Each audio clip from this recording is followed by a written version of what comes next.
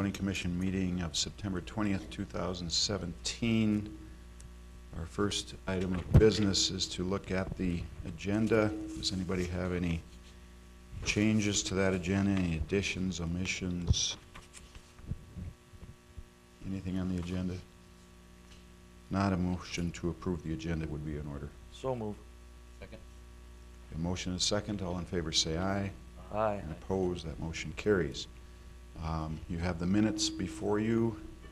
Any corrections or additions to the minutes? If not, a motion to approve. Motion to approve. Do we have a second? Second for discussion. Any discussion at all? Mr. Chairman, just a couple housekeeping items. Under action items 3, third paragraph, second line, asked if this meets the current ordinance for drainage. Oh, sorry, first.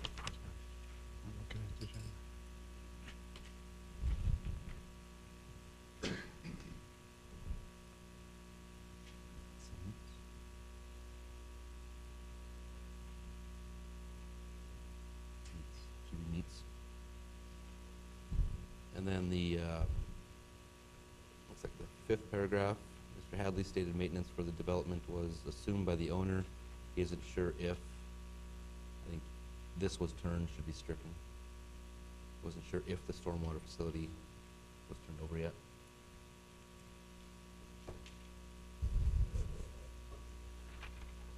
Is our recording secretary getting these? Anything else? Last page of the minutes.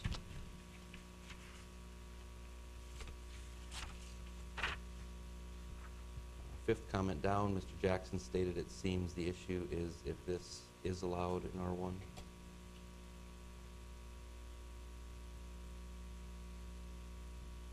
2 paragraphs down, third line, interior and exterior footage. Mr. Decker stated that Happy Hounds has a model to follow.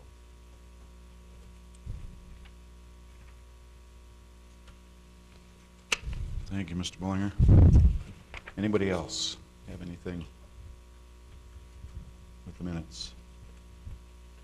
We need a motion to approve as amended. Or we have the motion, I guess, don't we? Okay, anything else? All in favor say aye. Aye. And opposed, that motion carries.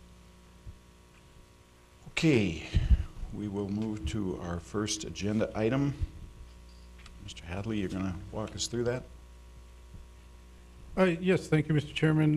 This is a final plat for Riverfront Estates, and it's a replat from 16 lots that was previously approved to 11 on 21 acres. And really the major issue on this one is the timing on the improvements. So I believe the applicant is going to address their new proposed improvement schedule for River Drive, the improvements along it, infrastructure, and the next step would be, I don't think there were any issues the first time we heard this on the actual lot configuration. Next step would be Engineer Kubis would agree to the timeline and the improvements that they're planning on doing, and this and the development agreement would go forward to the City Commission if you so choose to approve it. So with that, I think Jeremy is here. He could probably address their timeline because I don't have their timeline at this point. So. Any questions on where it is, what it is? Discussions from last time. Can you, when did we see this last? You remember? I'm going to say, I believe it was last It was a preliminary plat that we looked at. October, November of last Okay, year. that's what I thought, maybe a year ago. Yep, about a year ago. Okay. And I think their intent was to finish some of the improvements this year. They just didn't, they couldn't get it moving forward, I guess, and I guess we'll hear what their plan is. There has been a house built out there since that time, second home. Okay. We're going to hear from the applicant. Yeah, Jeremy, are you? Yeah, Jeremy Wood, Northern Plains Engineering. I guess I'm more familiar with the plat itself, so I may not be able to address all the timeline issues, but as far as I know, it looks like the developer wants to do at least what he can this year as far as infrastructure improvements. I guess the general time frame is the water and sewer is actually in place already. It's just a matter of the services have to be put in. They're working with contractor to put those in this year. As far as any paving or street improvements, that would most likely be next year. Based on the paving contractor schedule, he can't commit to it being done this year, so I'm pretty sure that'll be next year's schedule for the street improvements. But as far as any water and sewer services, it's my understanding it'll be done this fall yet. And that's really about all I can tell you on the schedule, construction schedule, that is. Jeremy, would you mind curbing, lighting, that stuff, is that? You know, I guess the curbing itself, I think, is probably better to be put in next year if the street improvements aren't done. As far as the lighting, I think the lighting probably could be done this year, but I guess I'm not exactly privy to all those contract negotiations, but I think the lighting could be done this year, and I think that may be the intent, but I'm not sure.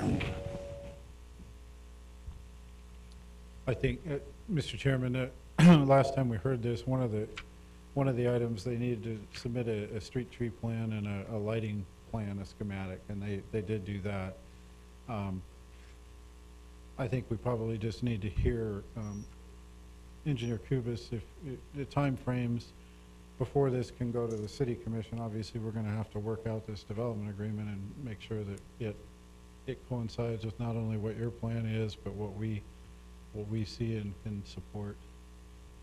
So the development agreement that we had approved with the original Riverfront Estates had some, I'll call it intricate timing. If you build so many houses, we want you to complete the road. If you don't, the road could wait. Well, the deadline was 17. And from previous discussions earlier in the year, their intent was to finish in 17. Now that's not going to happen. So I don't believe the DA was a part of the action item today. It quite possibly could be. Or I had a brief discussion with the owner on Monday afternoon, I think he was in, and just said, at this point, you know, we've agreed on the improvements that need to be made for a long time. This actually cuts down the number of services they have to install, but overall, the plan remains the same as it did when the original plat was approved. I think it might just be prudent at this point to take that financial security on behalf of the city, and then we have it. Their intent is to install certain things this year. That's great. That might happen. That might not. But for all the other improvements, the lighting, the curb and gutter, the streets, I think we should have that financial security in hand that's already called out outside of the DA in Chapter 34 of the code. So,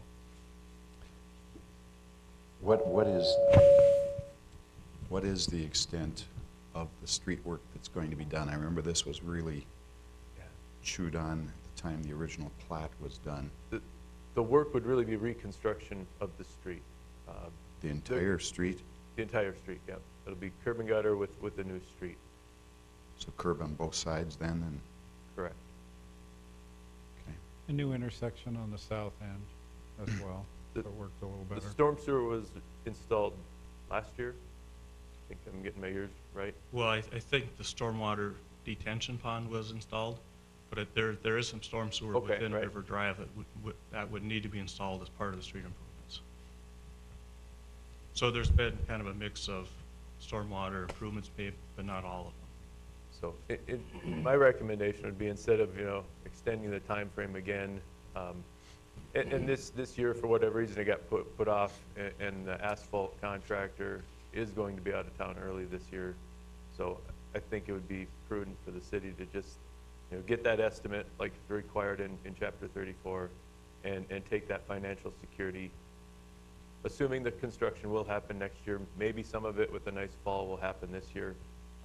But then we have our assurance, whether or not the developer follows through with construction, that it will be installed in 2018. Just, since it has been a while, just a recap on some of the changes of the plat too. The roadway alignment hadn't changed except at the south side of the plat.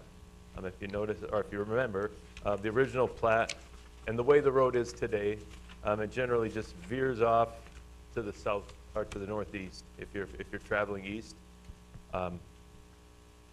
I think through the years, some of the surveys out there have been difficult to match. This was an old auditor's plat, so it was decided that we would just turn that road and dedicate a little more right-of-way that used to be part of Lot 1, Block 2 now. So we'll square that up. I think it'll make for a nicer roadway. People kind of use River Drive now possibly as a quick cut across, where it shouldn't be really. 5th Street should be our main road. So, and then other than that, we had just essentially combined lots on here. It was a large lot combination where that triangular piece might have got a little bit bigger, or maybe that one stayed the same. Then Lot 2 and Lot 3 used to be lots 2, 3, 4, 5, and so on. All those lots were doubled up. The home that Walter referred to that just got built is on Lot 8, Block 1. Again, that used to be 2 lots. It's now will be 1. And then there's a home in Lot 10, and they left Lot 9 as it was. That one didn't change. So lots 9 and 10, as you can see, are a little bit smaller. That was from the original plat. And lots 1 through 8, or 2 through 8, got a little bit bigger because they were doubled up. So I think the plat is fairly straightforward. It's more on the timing of the infrastructure. Craig, can you just touch on the financial requirement in that chapter? What they would do? Yeah, I don't have it right in front of me, but it leaves it fairly open to what the form of that financial guarantee would be. A bond, which we found to be difficult with developers, that they're not really bondable entities. It allows CDs, cash. We always take cash. Letter of credit, A probably. letter of credit, irrevocable line of credit. We've done in the past recently on some smaller projects a line of credit and a CD. We've never had to call on either of them, so I can't speak as to how difficult they might be in practice to have. But I think having that financial guarantee, people are a little more responsive when you're holding their money versus holding a DA. I mean, what's the timing on that? At what point would we, like, go after that if it's not completed? I mean, is there a deadline? Well, like in the line of credit, there's a deadline on that line of Yeah. credit. So we basically say, if you're not done by this time, we agree on the time that we're going to call on the whole amount and then return whatever the city wouldn't expend. So there's probably other ways that we could do that, but that's how we've had it in the past. The CDs we set up for was a 12-month CD. We had one that was a 18-month CD just for the phases of construction. So the time frame was really set up in that financial instrument. The city attorney, the process starts too with Engineer Kubis would come up with and agree with the total amount that would be required. Then the city attorney would have to agree to the form of what is being presented and that it actually is something that we can utilize. The time frame, from the discussions that we're hearing, I think that if it didn't happen by next year at this time, then we would probably have that trigger date that we could actually take that access to those funds and construct it that following spring. That's kind of how we're set up now, I think, as far as the timeline of what the developer and what we're looking at doing. So,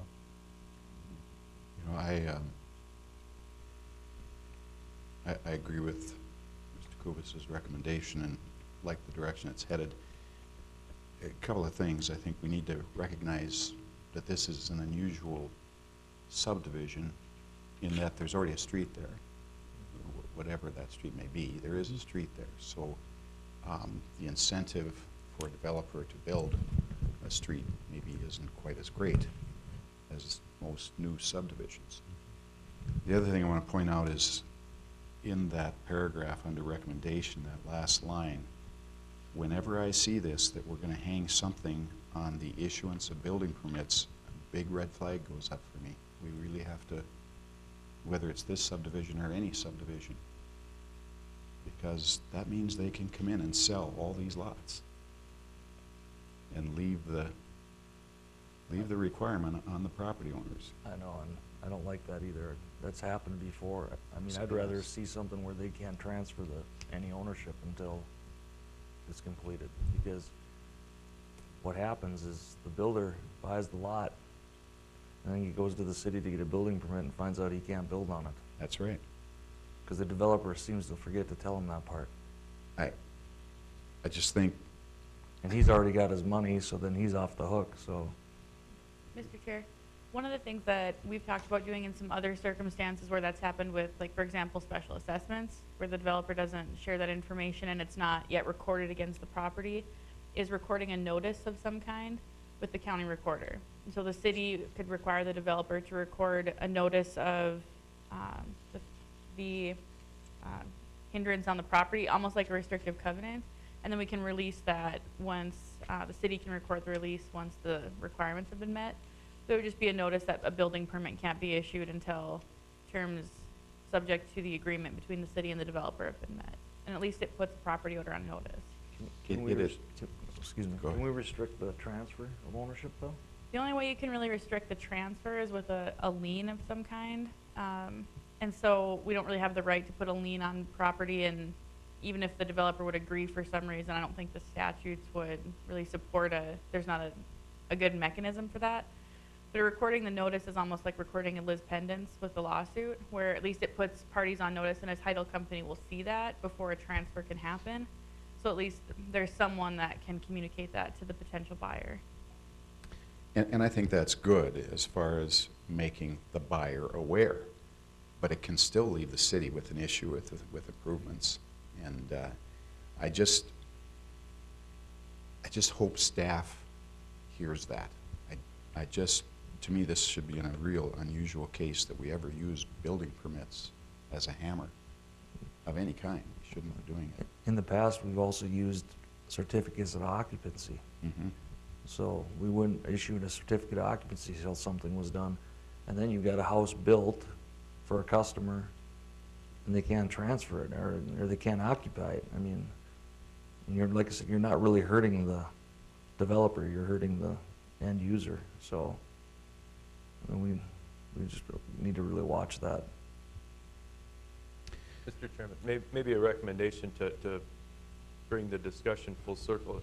These recommendations, and this has been pending to be on the agenda for several months, these recommendations, and a lot of the discussion had happened earlier in the summer.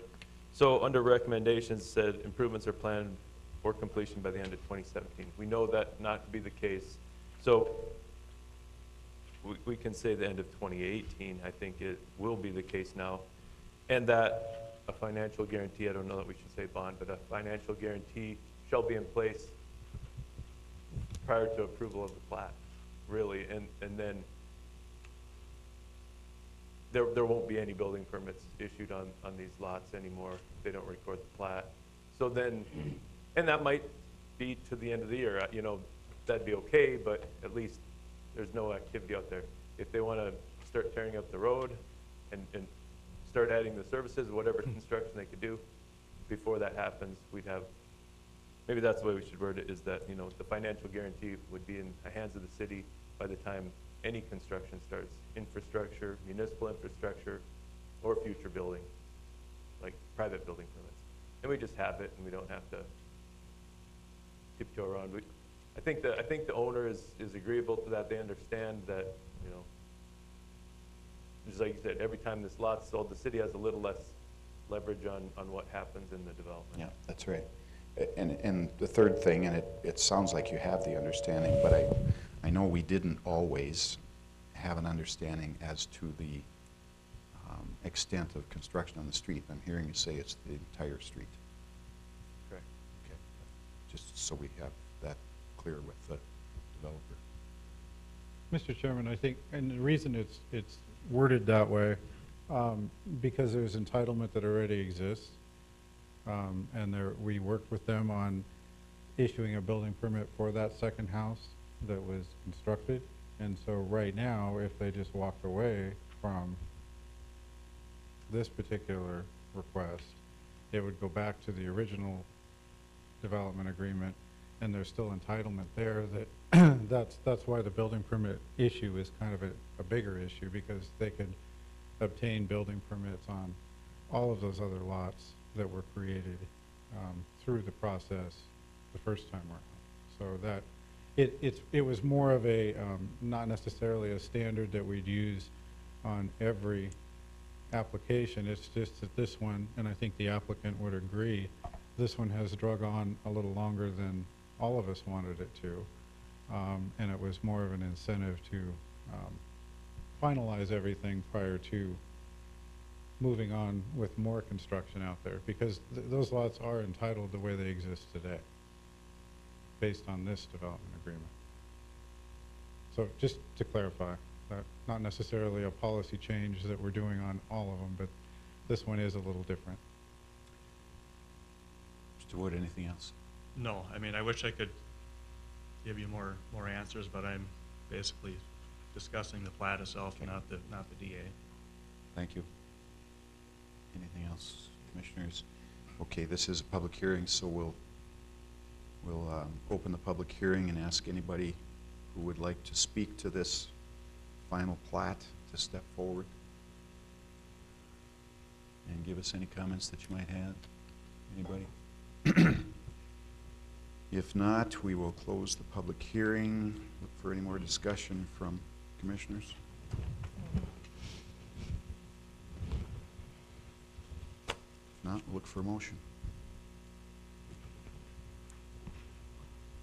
I'd make a motion, but how should I word that? With Craig's recommendations?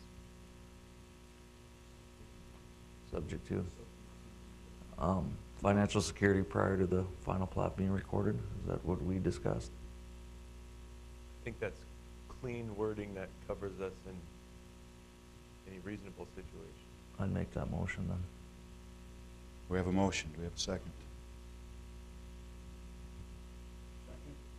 We have a second. Any more discussion? Not all in favor, say aye. Aye. Opposed, same sign. Motion carries. Okay. Our second item, Mr. Hadley, is a proposed SUP for a group daycare.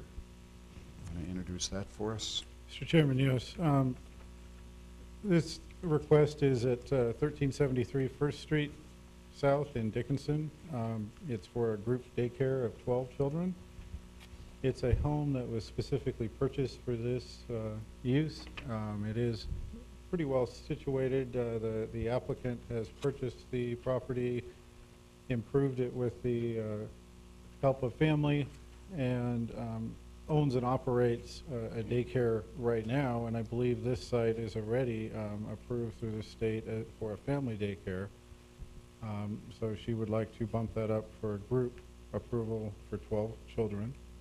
It is in a pretty good location from the standpoint of it backs up against one of our probably least used city parks.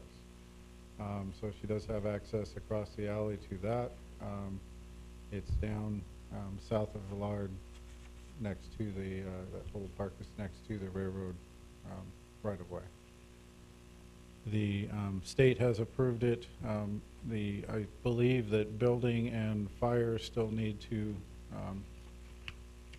review the site and do their walkthroughs. With that, I don't know if there's anything else to go. Maybe the applicant could discuss what she's done on site and what she's planning on doing. I think she has some handouts. Hi, I'm Kaylee Heiser, and as he said, right now I'm currently licensed as a family daycare, and I have 7 children. We got our fence put up, so the backyard is fenced in, and we allowed a driveway back there, so when I have an employee for my group daycare, my employee can park in the back. to reduce parking on the street. I don't really know what else to say.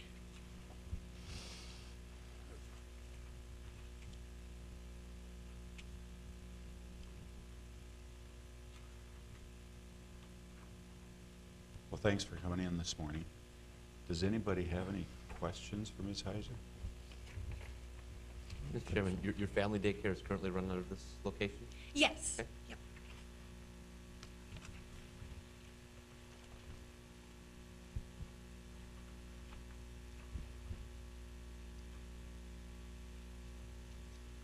And I expect you won't have any trouble having 12 with you. Right. Right. And then I'll have The one. demand is still, Oh my gosh, yes. yeah. Yeah, I'm full for a while. Anybody else? I don't have any questions. Thank you. Mr. Hadley, anything else? I don't think there's anything else. There hasn't been any comments. She has gone around and talked to the neighbors. There haven't been any comments since she's applied. She has met some of the conditions of approval already, and I didn't ask her, but you read through the conditions. You didn't have any problems with Right. what was going on in that. We didn't get a visit on that. Operation hours, as you see, 7:30 a.m. to 5:30 p.m., Monday through Friday, is what actually the times that she proposed to operate.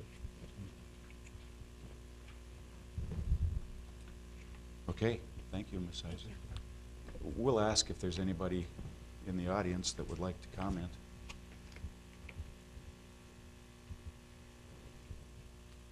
Morning.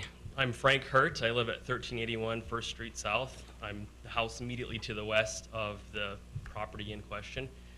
And I've lived there since 1999, and I've enjoyed having a park that hardly anyone attends as my backyard. So when they first bought this property, it had been kind of abandoned for a while, and they did a great job fixing it up. I was reluctant to have a daycare next door and have 12 kids and the traffic and all that. But I'll say that I now, after seeing the work that they've done, I really do support this. I have one caveat, and that is the added traffic, especially in the wintertime. It's a very narrow street, First Street South is, and last winter we had barely one lane, to actually get through, much less parking. So I don't know what can be done to rectify that, but that's my only concern regarding it. But otherwise, I support it. Good luck to you. Thank you. Thank you. Thank you. How wide is that street there? I do remember it's like a, It's probably 32 or 34. It's okay, anybody else in the audience? Commissioners, any other questions or comments, or Mr. Hadley? Mr. Chairman, I assume the parking issue would be at drop-off and pickup times, not throughout the day.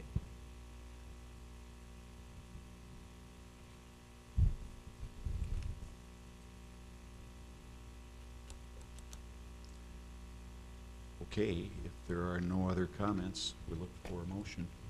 I'll make a motion to approve the City of Dickens Planning and Zoning to recommend the approval of the petition for special use permit, SUP 00317 for the group daycare, subject to the conditions required by the commission, as the meeting required and intent of the city municipal code is being used in the interest of the public safety and welfare and health. Do we have a second? Second. Motion second, any discussion? I think that the minutes should make note of Mr. Hertz's comments. Any other discussion? Not all in favor, say aye. Aye. And opposed? Motion carries. Okay, with that, we have a proposed amendment to our zoning code. Mr. Josephson, you're going to take that one?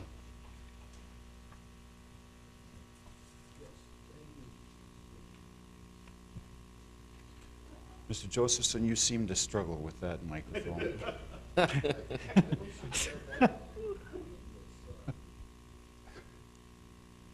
could maybe have a little instructional class or something.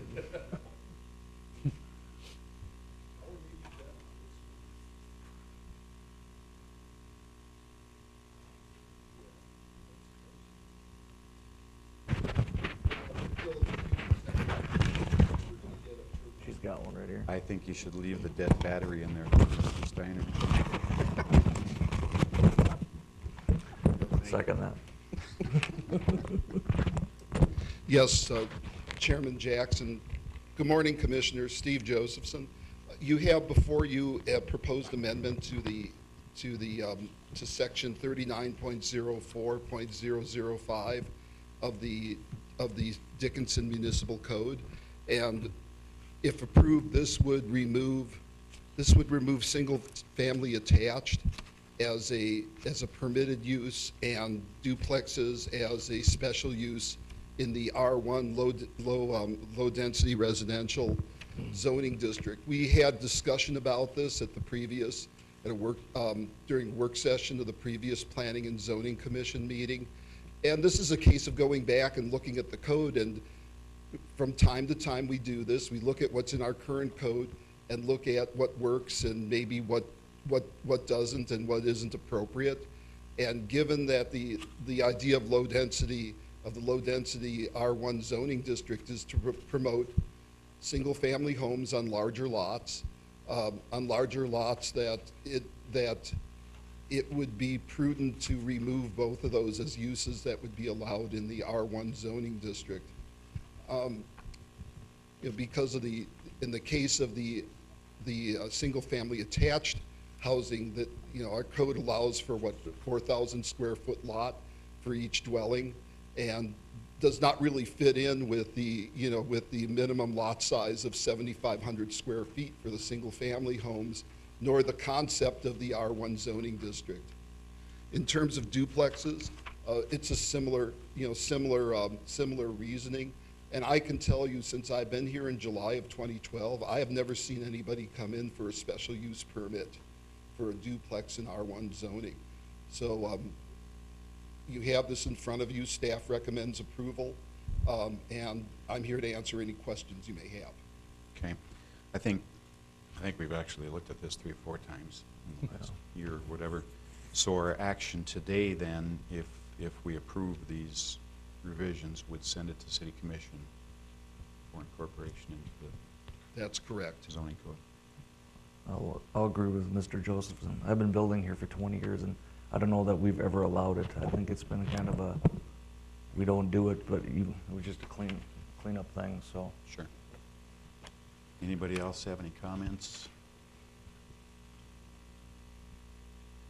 So the motion would be to approve the recommended amendments and send to the City Commission with our...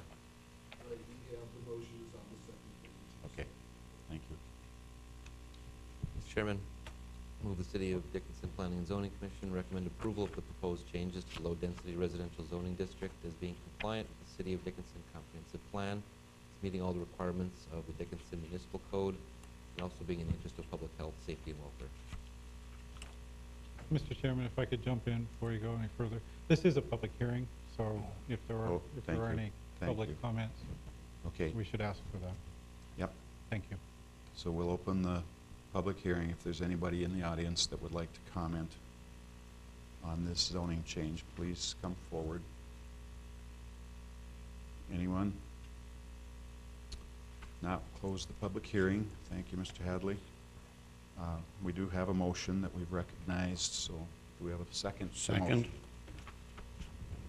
Any discussion at all? Not, all in favor say aye. Aye.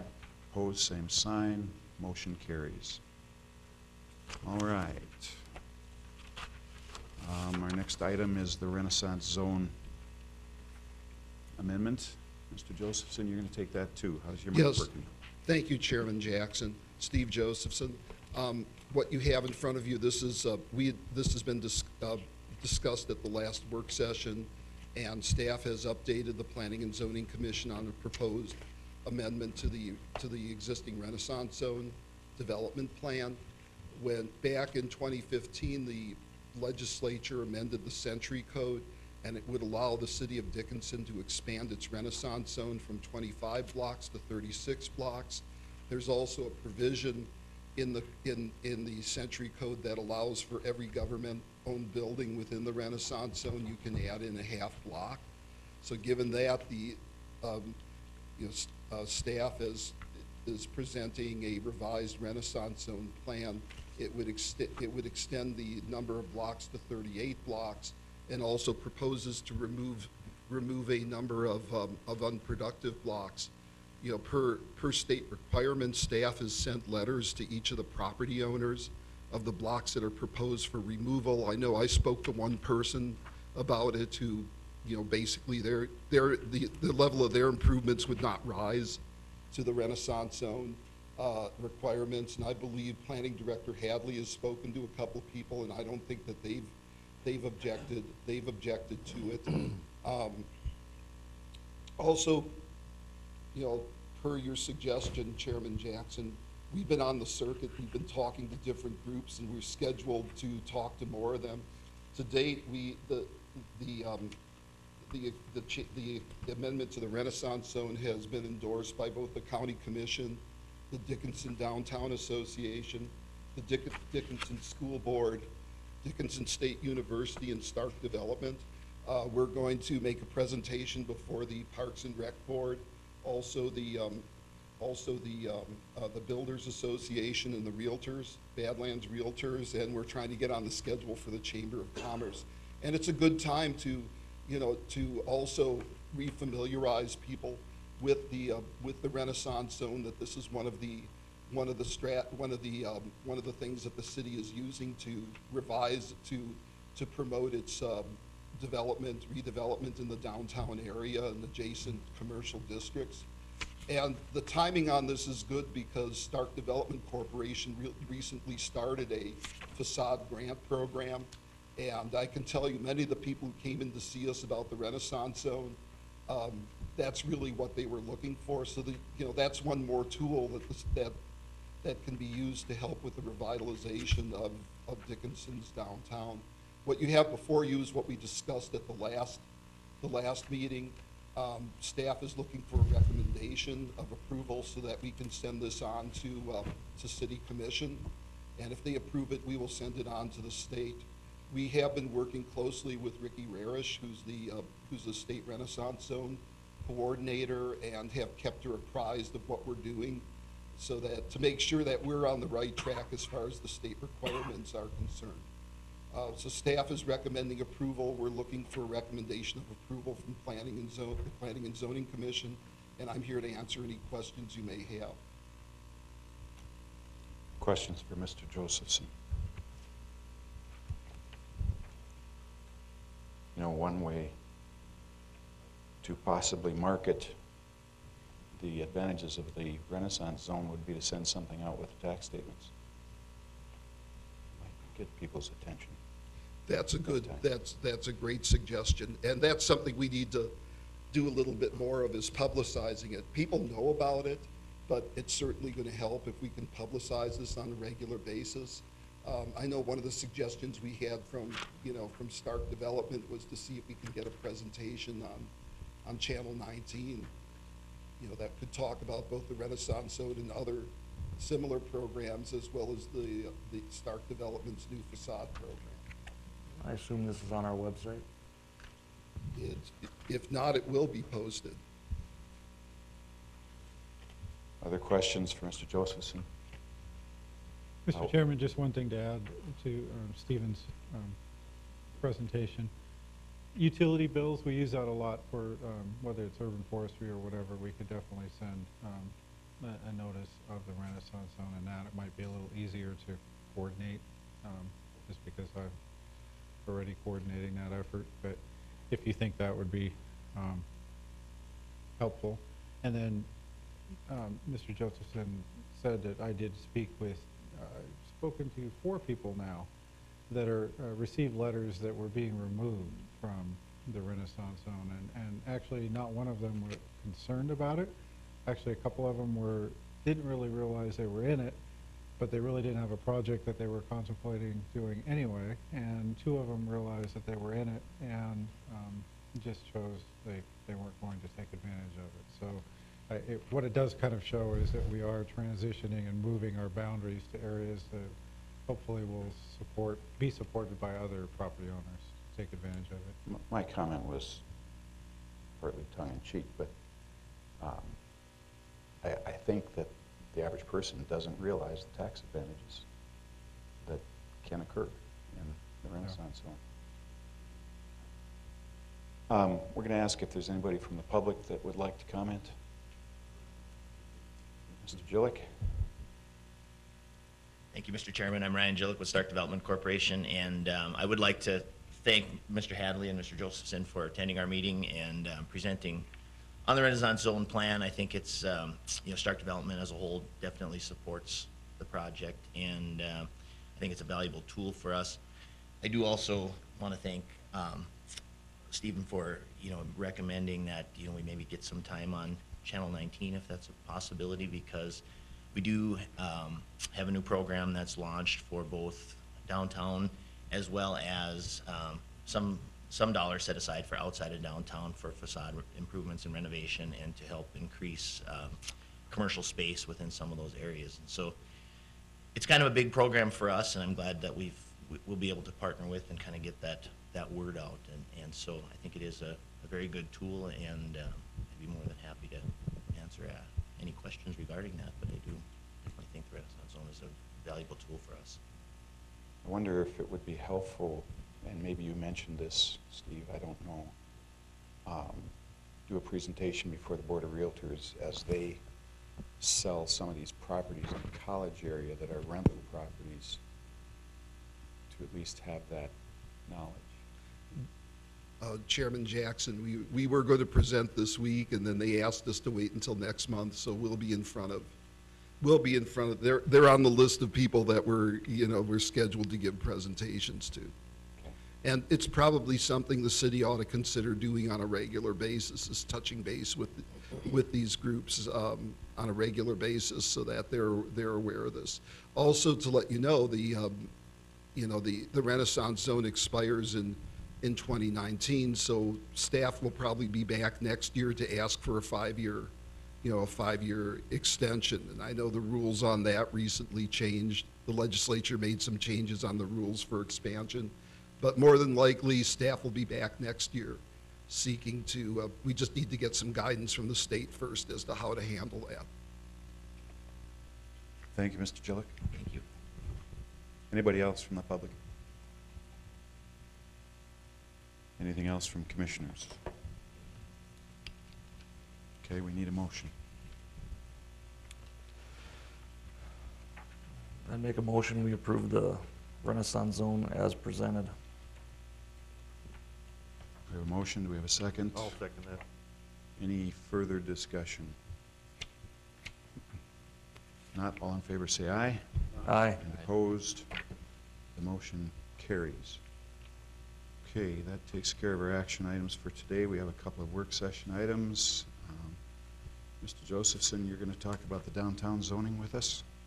Yes, and Director Hadley will also. This is something staff has been working on for several months, and we were looking at some design standards to apply in the downtown commercial zoning district. And we did look at what the city of Bismarck had on the books a couple years back.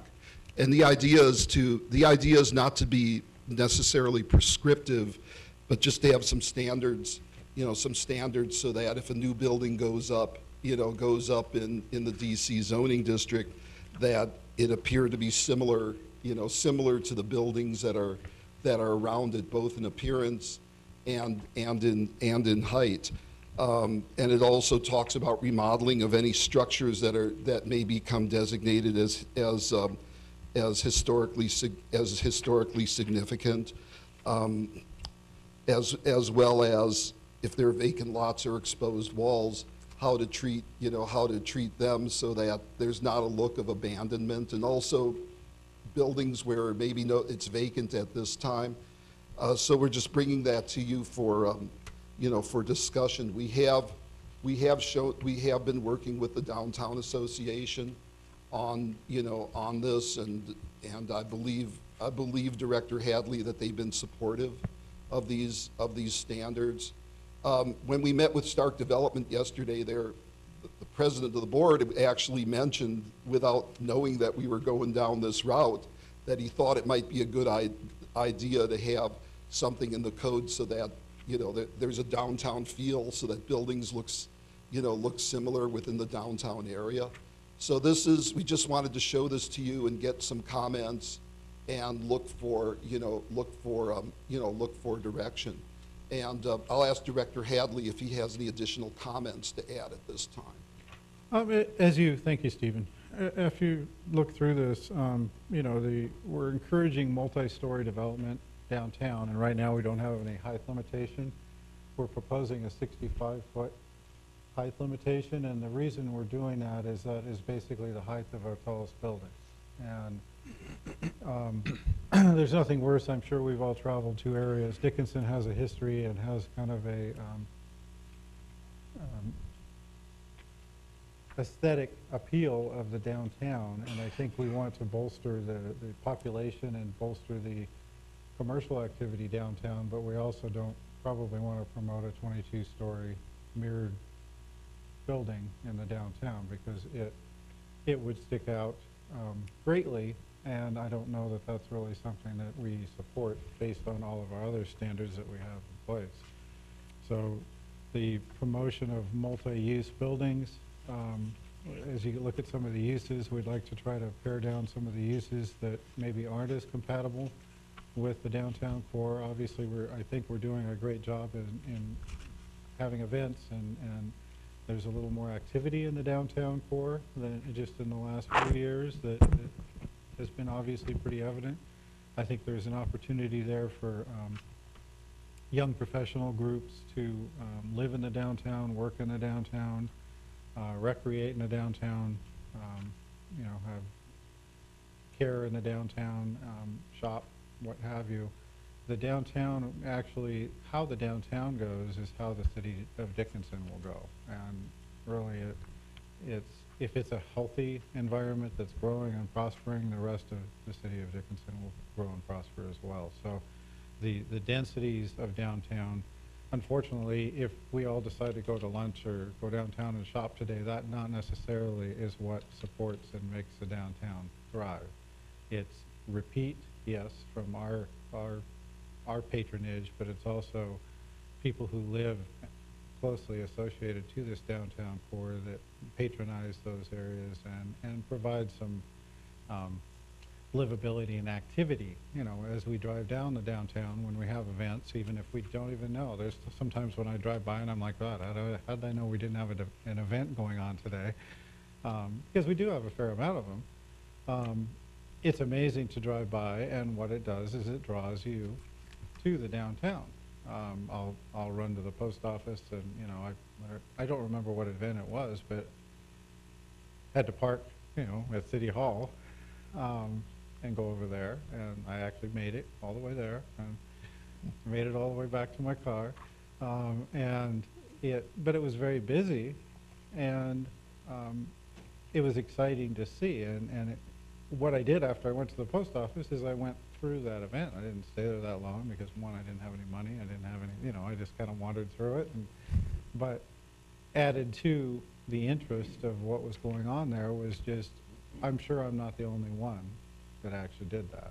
And that's just an example. And if we have a 4-story building, let's say, that has two levels of residential, whether it's apartments or higher-end condos or whatever that we wind up getting, those folks most definitely are going to participate in all of those events as well. So, what we're trying to do is be reasonable with these guidelines as far as standards and not be real strict, but also kind of promote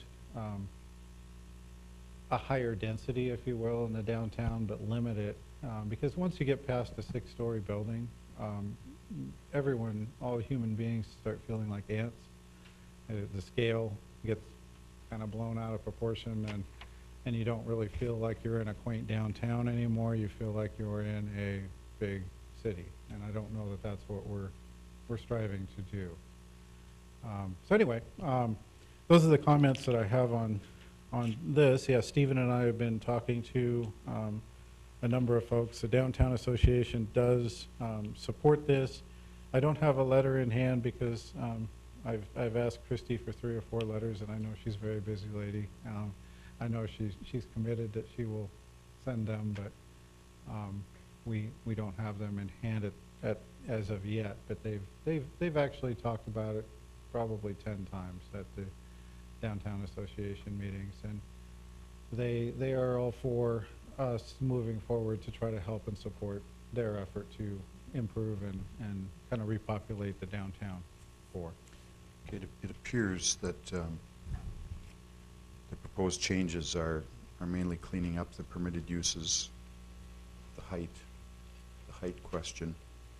But let me ask you about a couple of other specific things. In the last page, this note 14, is that intended to essentially say that no residential on a ground floor? Yes. That is the intent. Okay, there is a typo there that you need to catch in the last line. Daycares, right? In that note 14. Okay, and then I see on page 4, Yep. you've got the off-street parking highlighted. Why is that highlighted?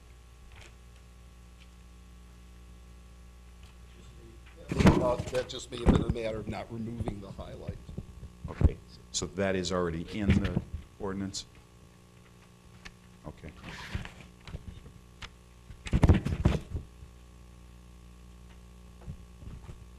Yeah, because off-street parking is not required, so But my question I is, don't In know why DC zoning. yeah, in the DC zone.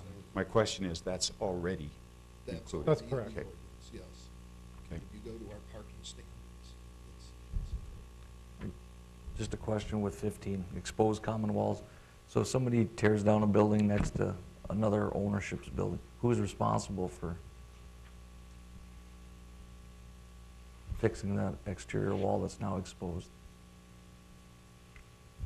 I think I'll defer a little bit to Haley, but I think that there's some common liability if there's an existing wall that's covered from the elements and is exposed because someone is tearing down a structure, so it now is exposed and probably not built to handle the outdoor weather. I think there's some dual responsibility there. I mean, that'd be my only question is, I'm not ready to Sorry, Haley. remodel the side of my building. So, Yeah, there's a typo in that one too on the 3rd line where it says the walls do not become a visual eyesore and or create a, and then it kind of trails off and it says the treatment may be temporary. So have to fix what you're looking for there, but yeah. I mean, I would imagine in most situations, the owner of the building would be open to some kind of repair, but there might be a case they aren't either. Well, it was a real issue at the Ivanhoe when that happened, I remember. It's a good question. Yeah, I don't think it's clear as to who would be responsible. I think the current issue we have probably is the old Wells Fargo Bank and the Elks building now. I don't know if you were an existing building, I think the exposing party would be, that wall I mean, wasn't that's- exposed until you tore your building down. The existing structure that's left standing, I don't see that they would be responsible for it. They made no change, they didn't expose that wall or make it become exposed. I mean, that would be my thoughts on it.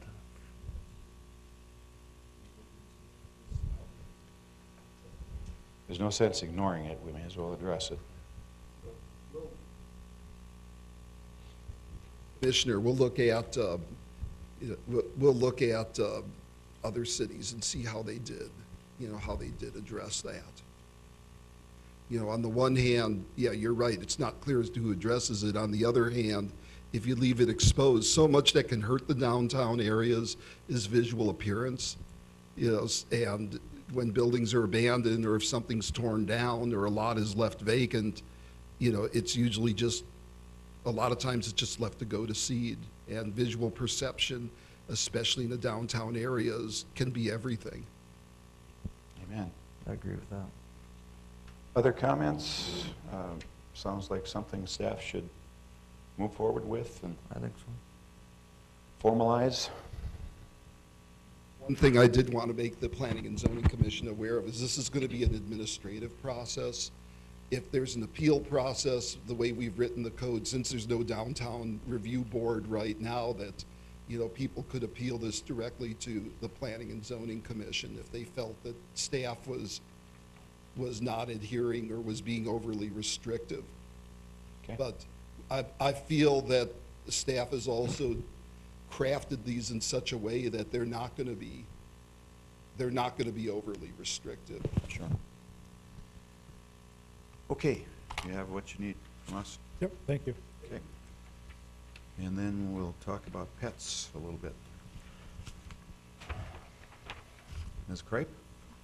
Mr. Chair, you should have a draft ordinance in front of you that shows some of the changes that we're looking at making to address the pet daycare issue that we've discussed at the last few meetings.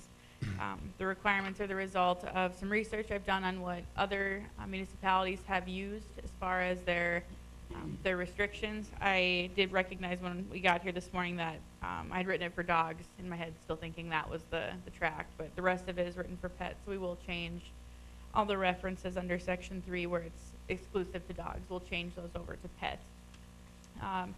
What we tried to do with the requirements is create some objective benchmarks for what has to be done without dictating what cleaning solutions they need to use, what kind of materials they have to have for outside runs, things like that. But there's some flexibility they can adapt to their existing structure and their existing facility. So we're not requiring them to rip out grass and put in gravel. If they have that, we're just adapting to those things. So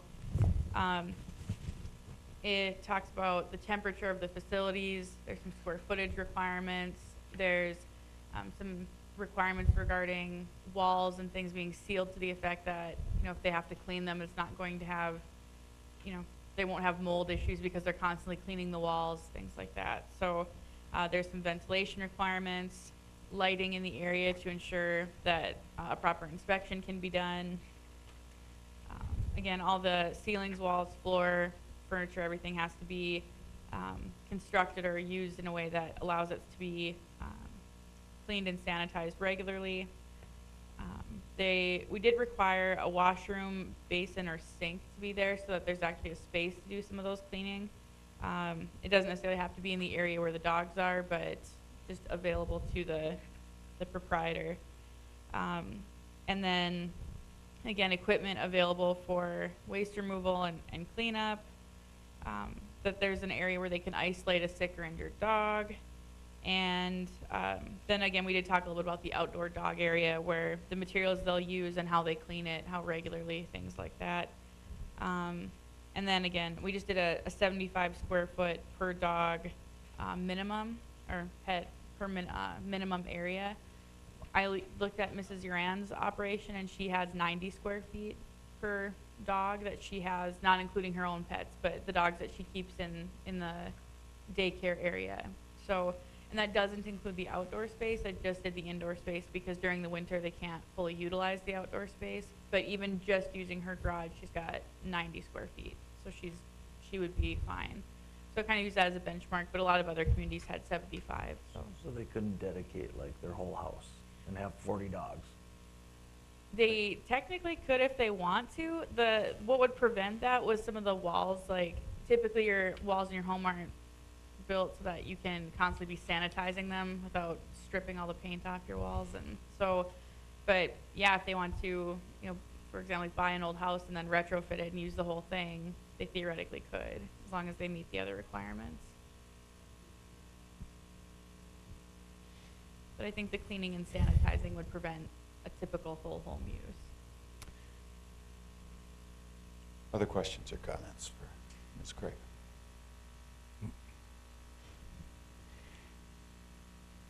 The comment I have is, as I read this, it seemed like the ordinance was written to protect the dogs, the pets, but not the neighbors. Now, indirectly, it certainly does, You know, Sure. there are items addressed here that will help it be a good facility in a neighborhood. But as I read it as an ordinance that protects the animals and not the neighborhood. I got a call 3-4 days ago from someone who's very much opposed to this, and they're gonna be at city commission when that time comes. You know, this is going to engender feelings both ways, we know that. Mhm. I especially wonder about odor, noise, and maybe traffic. I don't know if traffic is that big a deal, but Sure. I just wonder, as that segment who might be opposed to this ordinance reads this, if they're maybe gonna get the same impression that I got, and not feel protected. Sure.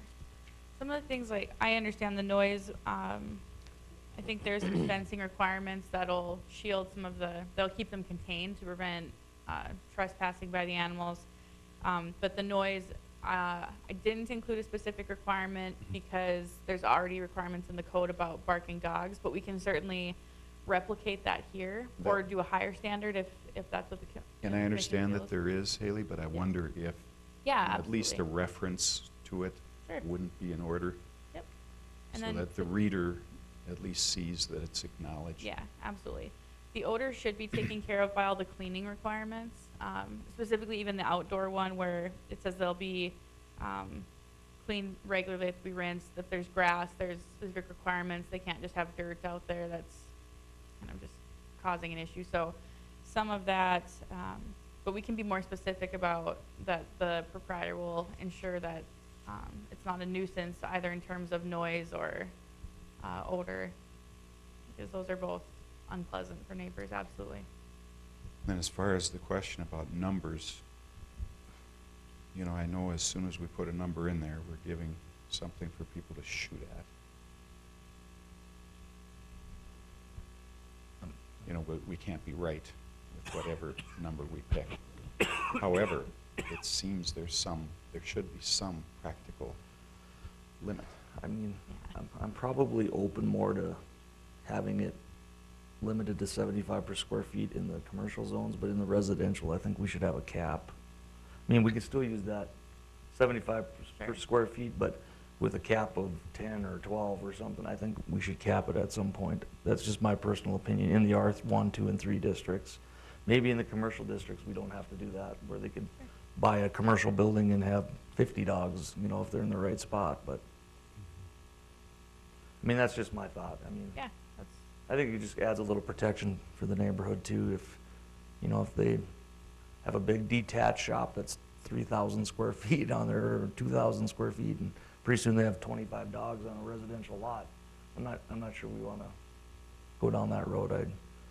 I wouldn't, I know it's been compared a lot to the daycare, but maybe we should look at maybe some of those, what is it, 12 is a group daycare, basically, so. I think it's over 9 up to 9 is a family and 10 is group, right? Didn't we just approve one for 12 though? 10. 10 and over is group. Oh, 10 and over is Yeah. group, so, okay.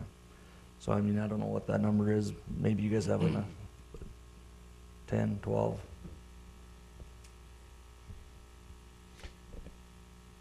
You know, in the end, it's gonna be somewhat arbitrary. I understand City that. commission will have to land on something. As far as process, we've been given this charge by city commission, but we'll still go through the normal process and do a public hearing. Yeah, absolutely. These would be special use permits in I did rural residential, R1, R2, and R3. And then it's a permitted use, because kennels and pet services are all permitted uses in the commercial, just like commercial and up, so even the light commercial. So, and those are obviously up for discussion too, if you want to change anything about that. So it's September. Are we thinking a public hearing maybe in November? Is that, look at this one more time? Probably, Mr. Chairman, In yeah. October, and then Sure. kind of what we're thinking. And I did, I emailed Ms. Uran, but I was, due to my restricted hours, I got a little backlogged on things, so I didn't have time to get her comments prior to the meeting. But I did ask her to provide any comments she has based on these things, because again, I think we've all recognized she does a really nice job. So, hopefully I'll have her comments back as well. And the other staff might have some comments as well. We haven't talked to police department or buildings and codes yet either, so. Anything else from commissioners? No, I'd just like to add, Mr. Chairman, that I do agree with Jason. I like the square footage up to a certain point. It scares me that there could be an opportunity for somebody to do their whole basement or half their house or a shop or something, and that's not where we want to go with this, I don't think. Seem prudent, yeah. 10? I think 10's a good number, that's kind of come across. 10, I think, is a fair number, I believe. I mean, I don't know, 10, 12 is okay with me either. That, I mean, whatever anybody else thinks, but I'll draft it for 10, and then we can discuss that at the October meeting and in the next work session. Okay. And then, as far as the traffic, do we want to require a certain number of off-site or off-street loading areas, or it's not really parking? But, you know, I think Commissioner Decker was one that said the other time that actually backing in and out of the driveway might cause more of an issue than if they could just pull up on the street. So I don't know if that's a concern for you. I don't really have a concern with that. Maybe somebody else does, but. Mr. Chairman, I think that, you know, to address that equitably, similar to regular daycares, which is what we've kind of made the analogy all along through this process, they're required to have off-street parking, drop-off. The daycare you just reviewed has off-street drop-off parking. So I think that it's only appropriate that we do the same thing. I did, and thanks to Attorney Kripe for providing this. You know, she's a busy lady, and you know, we just got it as well. And I have a few comments that I put on there. I did distribute it to the rest of the staff that can comment back to her as well. I have some comments. I don't know if you want to hear those now or next month. Do you want to just hear a culmination of everybody's comments Might as well and discuss it? get them out now. Yeah, I agree, but let me just insert one other comment, though. I think about this off-street parking, you know, it is a different safety situation, taking kids out of car seats and things like that, than it is dogs. So, I don't know, maybe you want to think about that a bit more. Yeah, Did I miss it? Yeah. I'm sorry, go ahead. Chairman Jackson, I can't remember it right now, but I believe that when we look at child daycare, there's like one spot for a certain number of children who are there, and then a certain number of spots based upon the most employees that you have at your peak hour. So it's a combination of, you know, how, for childcare, how many children you have and how many staff you have. And it might be similar. On the other hand, we may have some parking standards for, you know, for kennels or whatever that's elsewhere, you know, that's elsewhere in the code. I'm just saying the reasons for off-street parking, I don't think are as strong for a facility like this than as it is a daycare. If we want to do something, that's fine, but I don't know. I agree. I don't think anybody wants to get their kid out of the car and cross the street or Right. something, you know, Yeah. so. We've been fairly generous too, because we'll count, if you have, well, in this case, they keep their dogs in the garage, but if you've got a garage that you can use or something, we count that as part of the spaces, you know, the At least for the spaces too. So employees. we've been very flexible with that, you know, or even a space in the yard Sure. that's adjacent to it. We've been very flexible. Sure. Mr. Hadley? I think, yeah, we've counted that, but I think the concern I would have is that if you do have employees and then the actual occupants of that home, if we're, you know, utilizing the example of what we're looking at for the existing facility, they obviously don't use their garage for employees or family.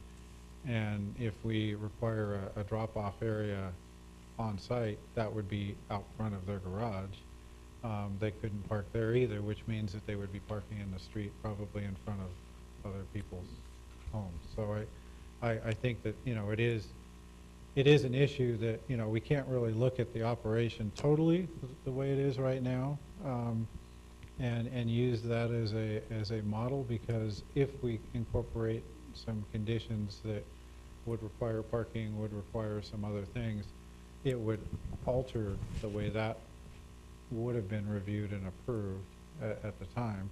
And I think it would be more consistent to review it from a standpoint of similar to what we do in daycares. I mean, I know, yes, it's different, but you also have pets and leashes and making sure that, you know, they're not running out in the street and creating issues that way as well. So, I mean, there are issues that go with that are different than child care, yes, but they're very similar from a standpoint of how we should look at it and require just basic conditions of operation. Okay, you had other comments? Well, that's why I said, would you like to, I mean, I did some comments on mine. I don't know if you want me to I go think through you mine, should. or do you I want to think do we're them collaboratively, everybody, the entire staff's comments, and review that next month, or however you want to do it, sir? If we're going to move this along, I think you may as well get them out there. Okay, so I'll go over mine.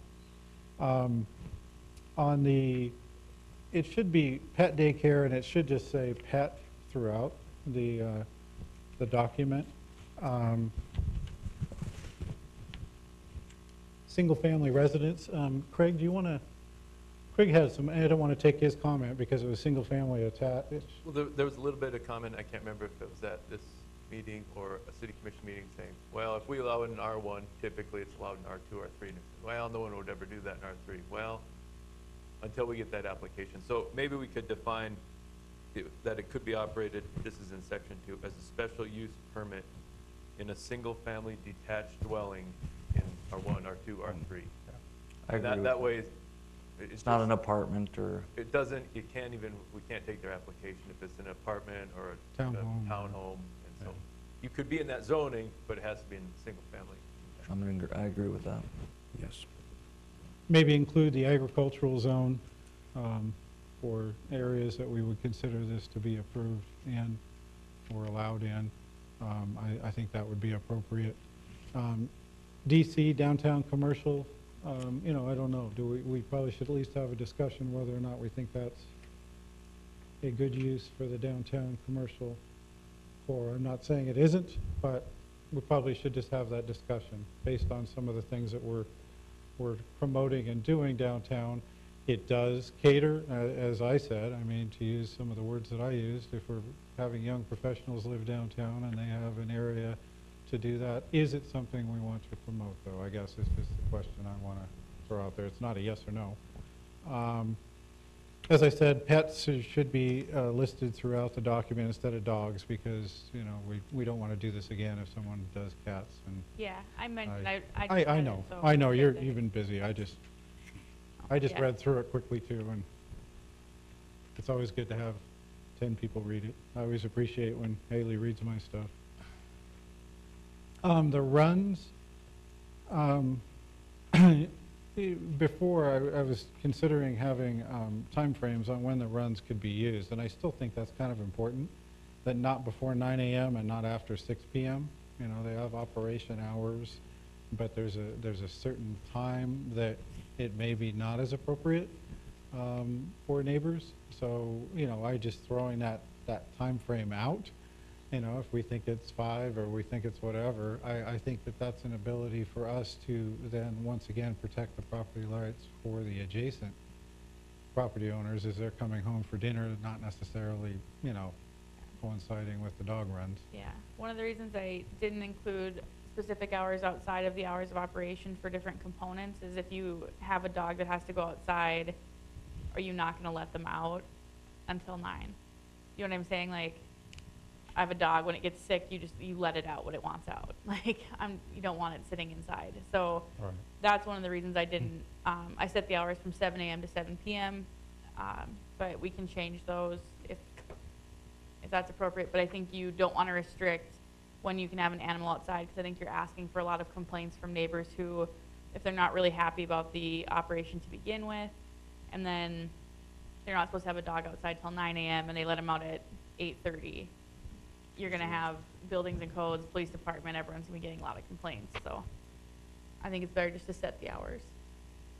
And I think we want to designate rear yard as the location. Mr. Kubis and I were visiting briefly yesterday afternoon on this, and, you know, we have, I think, building codes of dealing with some people right now that think their front yard is the same as the backyard. I think we want to designate that the rear yard would be the location for this particular use. We might want to define what interior space is as well, for the operation. And then, the special use permit approval, I think we had a light discussion, it might have been a city commission, that it would not transfer. So I couldn't obtain a special use permit and then sell my property to Scott and he could start operation under my approval. They'd have to reapply. Right? I think that would be appropriate to put in there. I believe that's something that I we had agree. discussed. I don't remember where it was discussed because I feel like we've been discussing it for months and months. But I know that was one of the items. The pets coming and leaving shall be leashed or crated. I think, you know, whether it's on the street, in the driveway, wherever. One of the complaints I did receive was that there were times where animals were dropped off at the existing facility and they were running around. So, don't know if it's true, don't know. I mean, once again, that's a comment that I received, but it does raise some concerns for maybe public safety, if they aren't. I don't think that's unreasonable. A mitigation plan was the last thing that I mentioned, that, you know, depending on, you know, maybe requiring the applicant to go talk to the neighbors, all the adjacent neighbors, and having some sort of a mitigation plan. If I have a deck that extends out of the side of my home and I'm 5 feet, 6 feet, let's say I meet the requirements, so I'm 6 feet from the fence line, and that's exactly where the runs were planned to be. There probably should be some mitigation and maybe some dialogue. I mean, we do this with other larger developments. We encourage people to go talk to the service providers and everyone and get their concurrence, sit down with them and visit with them on a plan that actually will work before they come in here. I don't think it would be out of the norm to ask for some sort of a mitigation plan for the adjacent neighbors, and I think that might help address Mr. Jackson's concern on No. how we're maybe not considering the adjacent neighbors, because those are really the ones that we're hearing this for and approving it and putting conditions You're on it. reminding me, Mr. Hadley, this person that called me this weekend felt very strongly that any approval like this should have the concurrence of immediate neighbors. In other words, sign off by immediate neighbors, you know, which in effect, I suppose, would give them a veto power. Would that be the 3 sides, the front, back, and, or the 2 sides in the back, not across the street, or? I'm not sure how I feel about that. I don't like that, because, And then the other thing this person brought up was breeds. Said you can allow pit bulls.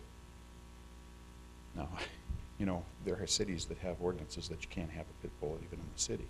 right. That would open up a nice can of worms too. We allow them to walk down the street right through that same neighborhood. I don't know why a daycare is going to. Yeah. There is some requirements in there if that's what they're concerned with, that there's group interaction is only permitted for dogs that are allowed, but as Ms. Duran said, she doesn't want to deal with a hostile dog either. So, and we don't have a city ordinance preventing it, so I don't know that it makes sense to restrict it further, to restrict a specific breed. And the other thing is, what the other cities have encountered with their pit bull ordinances is that it's very difficult because sometimes there's a lot of mixes, and pit bulls can be a mix, and so, and then there's dogs that look like pit bulls that aren't, and so. I bring it up because we're going to hear this. Yeah. Yeah. Oh, Public yeah. hearing. I think it relates to the number, back to Jason's comment. You know, if you have a reasonable number of dogs, I mean, we have to assume, okay, if we have 10 pit bulls or 10 Great Danes or 10 whatever, we can't assume they're all going to be Chihuahuas. So you assume the worst in what we typically do and plan for that. So, you know, so we assume that there's 10 or 12 Great Danes there. Big, bark, you can hear it for a quarter mile away. You know, that's the kind of assumptions I think we need to make, because we can't, I know it's hard, but we can't use what we have existing as how everyone else will run the operation, because I guarantee you That's right. that won't be the case. So I think the number probably would address that better than trying to restrict breeds, and trying to follow up with that might be horrible. Agreed. Anything else, Mr. Hadley? I think Mr. Kupas has a couple other comments that. Okay. As I looked through this, just had probably a couple more comments. We looked at, you know, the pets instead of dogs, and I think we do have pets defined. That was a question before. Pets is already defined in our code, so I think when we get the language consistent here, we're pretty well covered.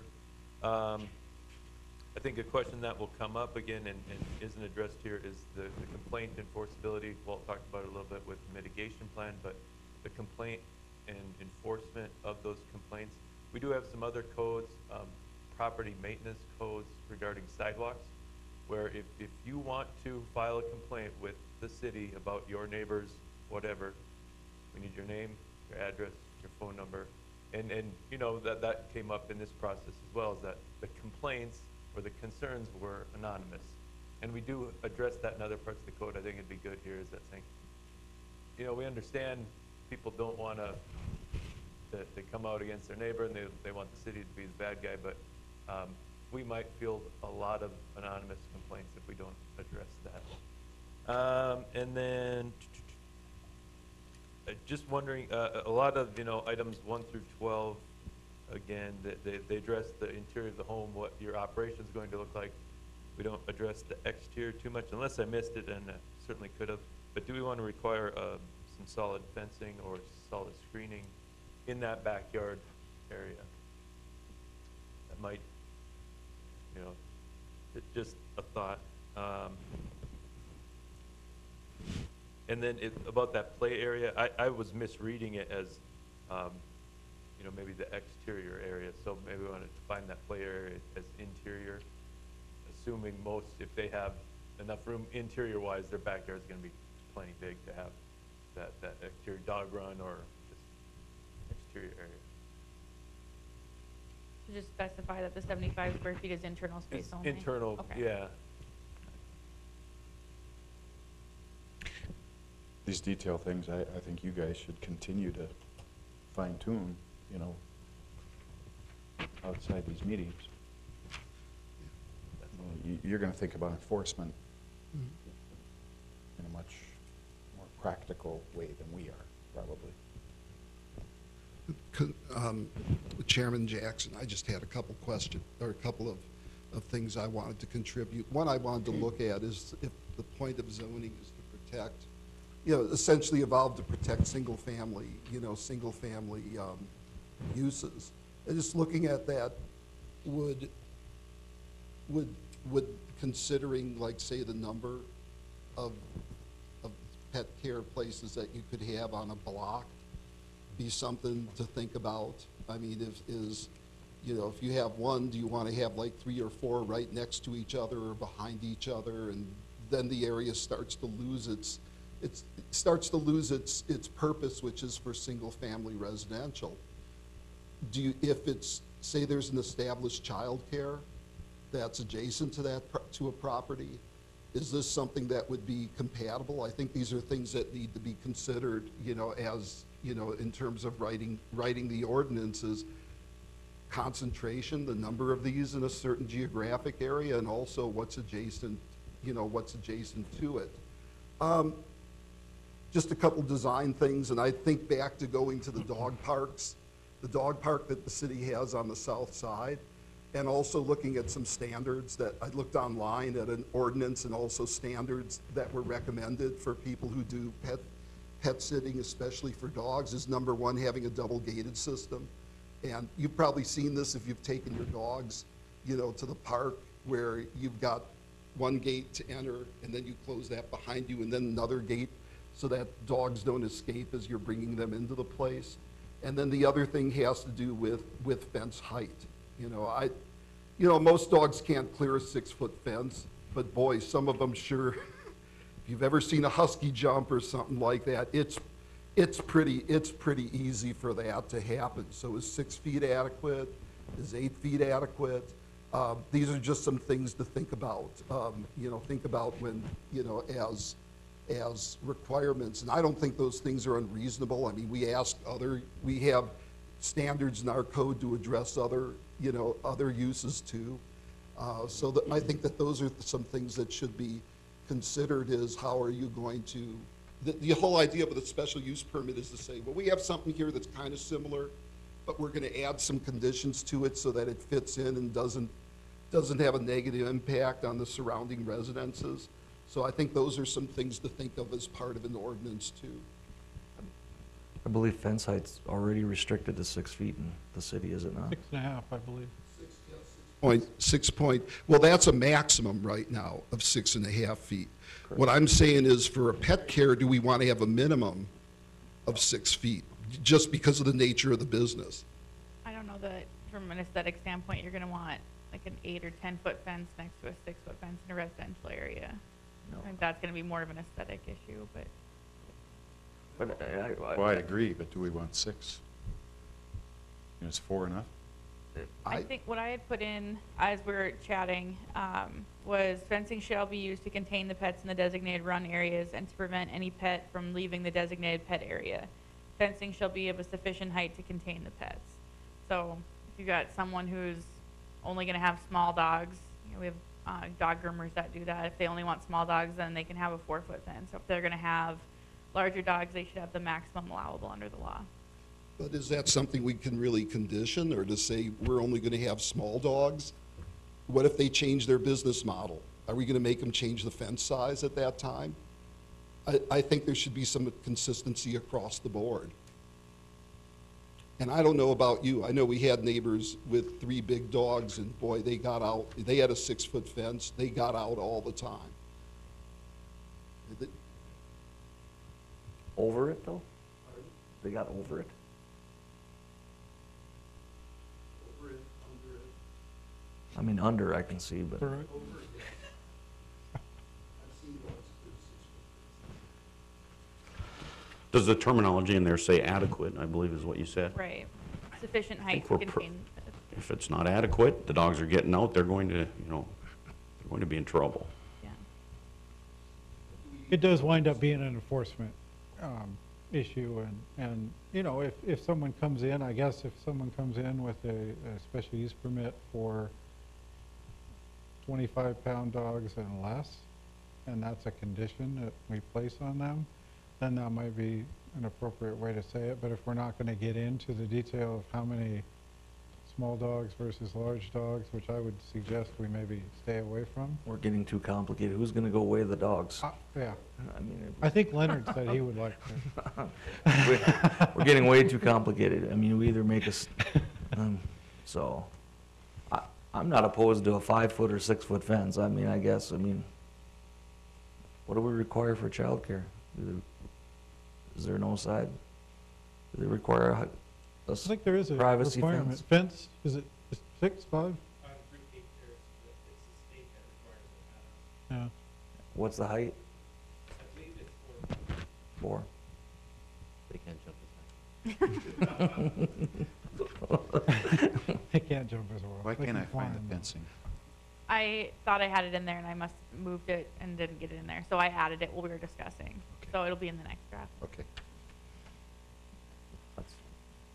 And then the only other thing, Mr. Chairman, I have to add is that pet service, I know we had a discussion, and we might as well just discuss it a little bit and try to address it somehow.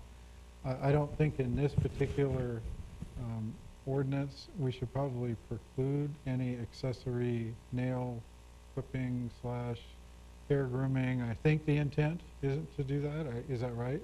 Or, Included or excluded? I actually thought when the city commission was talking about, they were looking at even expanding the grooming to residential because there's already so many people that do it. well, I think we want to address it, but I don't, With special use. do we want to, do we want to combine it? I mean, because and my only concern is if Haley's running an operation, but then she's also doing nail clipping and grooming, whatever, it's going to be the dogs that are staying there, yes, they can have that service, but also my dog, Craig's dog, Steve's dog.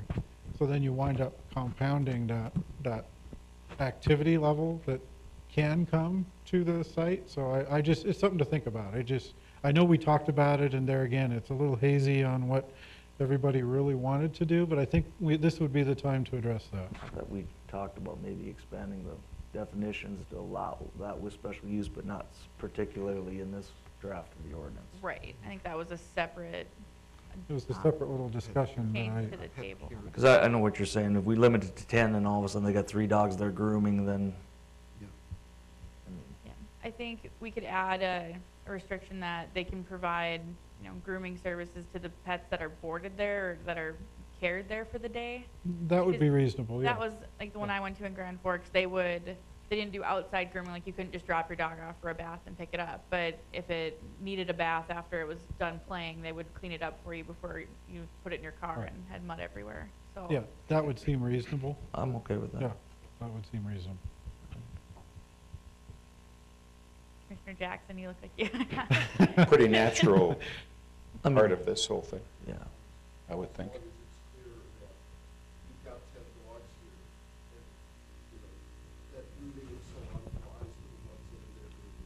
Right. Sure. Kind of leaves it open though. Instead, they might just decide to hold 6 dogs and have 4 dogs on a rotation basis that go in and out. They're being cared there technically. I mean, so, for grooming services, so just something to think about, I guess. Might have that constant flow of, 1 dog every hour coming in. They're only there for an hour, but they are part of the daycare or the.